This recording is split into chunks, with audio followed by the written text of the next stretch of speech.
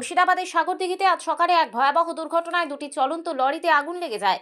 এই ঘটনায় এক লরি চালকের মর্মান্তিক মৃত্যু হয়েছে। আরও দুজন, যাদের মধ্যে একজন খালাসি বলে জানা যাচ্ছে, গুরুতর আশঙ্কাজনক অবস্থায় হাসপাতালে ভর্তি। প্রত্যক্ষদর্শীর সূত্র মারফত জানা যাচ্ছে, আজ সকালে 12 নম্বর জাতীয় সড়কের উপর দুটি পণ্য বোঝাই লরির মধ্যে মুখোমুখি ধাক্কা লাগে। ধাক্কার তীব্রতা এতটাই ছিল যে মুহূর্তের মধ্যে লরি দুটিতে দাউ দাউ করে আগুন ধরে যায়। এই ভয়াবহ অগ্নিকাণ্ডের ফলে ঘটনাস্থলেই এক লরি চালকের অগ্নিদগ্ধ হয়ে মৃত্যু হয়। খালাসি সহ আরও একজনকে গুরুতর জখম অবস্থায় দ্রুত জঙ্গিপুর হাসপাতালে নিয়ে যাওয়া হয়েছে। দুর্ঘটনার স্থানটির ঠিক পাশেই একটি পেট্রোল পাম্প থাকায় গোটা এলাকা জুড়ে তীব্র আতঙ্ক ছড়ায়। স্থানীয়রাই প্রথমে সাহস করে উদ্ধার কার্য শুরু করে, পরে রঘুনাথগঞ্জ ফায়ার ব্রিগেডের কর্মীরা এসে অনেক চেষ্টার পর আগুন নিয়ন্ত্রণে আনেন। এই ঘটনার জেরে জাতীয় সড়কে দীর্ঘক্ষণ যান চলাচল বন্ধ হয়ে যায়। পরে সাগরদিঘি থানার পুলিশের তৎপরতায় পরিস্থিতি স্বাভাবিক হয়।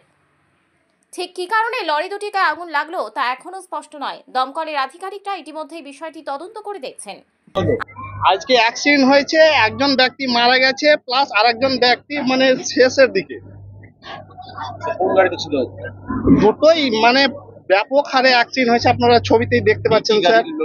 একটা বালি, একটা চার গাড়িটা স্পট ডেট হয়েছে। আমাদের দাবি, আমরা শান্তি মানুষ, প্রত্যেক মানুষ শান্তিতে থাকতে চাই। কোনো